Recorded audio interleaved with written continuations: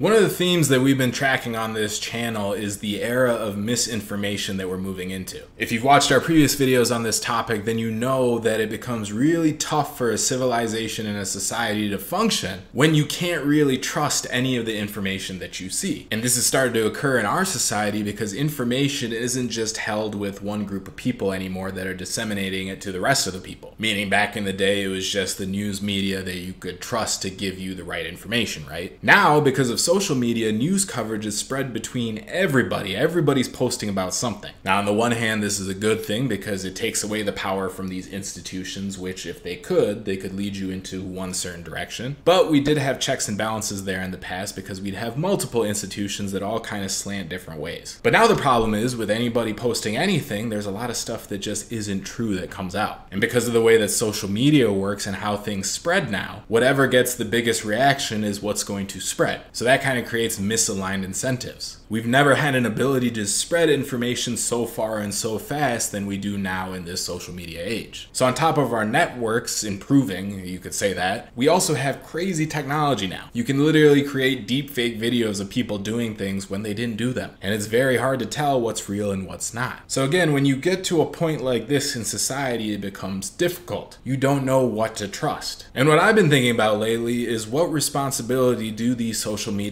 companies have to control this and make sure that it doesn't get out of control. So what had me thinking about this recently was that Elon Musk story that came out. It was the one about him having an affair with the Google CEO's or founder's wife. Now, the way I heard about this was on Twitter. It was on the trending side. You know, they give you 5 topics over there. That's kind of the news that shows up in front of me the fastest. Now, the headline there on the trending section was that Elon Musk had an affair with this guy's wife, right? Now, as soon as I saw that, I was thinking to myself, man, he has really just gone too far in the craziness. You know, there's a line between fun and then just doing too much stuff on the side. And this came out after, you know, all his kids that he's having more and more every day. And everybody should do what they want, but at the same time, for me, it was getting a little too much. And that was kind of the final straw, that headline that I saw. But sure enough, an hour later, that whole story was debunked. But here's the thing, I never saw that story get corrected on the headlines page. So the headline I saw was that Elon had an affair, and immediately I liked Elon a little bit less. But there was no correction put on the page after that. And why wasn't a correction trending on Twitter? Because it doesn't get enough reactions. The initial reaction I had to seeing that headline is exactly what social media companies want. And it's also why news media and anyone trying to publish anything is going for that reaction, because that's what blows up, right? And this story was actually published by who? The Wall Street Journal, right? They're supposed to be a legitimate source of news, but instead they're posting tabloid stuff that isn't even true. How did that even get through to the front page of the paper? They're supposed to be editorial standards, or at least there used to be. But nowadays, it doesn't seem like it at the Wall Street Journal or anywhere else, and it's why you can't trust any of the news that you see. And it's sad because places like newspapers, they're supposed to report the facts. But they released this story and it was debunked just a few hours later. But here's the thing, by them releasing that story, the damage is already done. By that story going on that trending section of Twitter, the damage is already done. My opinion on Elon dropped, and the only reason I saw the correction to this story is because I follow Elon on Twitter. I actually looked into it a little more because I'm like, what's going on? But for most people, what would have happened? They would have seen that headline either in the Wall Street Journal or on Twitter, and it would have confirmed possibly a bias that they already had, or just tipped them over the edge and say they don't like Elon anymore, or something like that. And those people would have just seen the headline and continued on with their day thinking that they got all the information, when in fact it was a false story, and they never saw another headline correcting it, just like I'm saying. And this is just a small example here of how sentiment can be manipulated by these fake stories.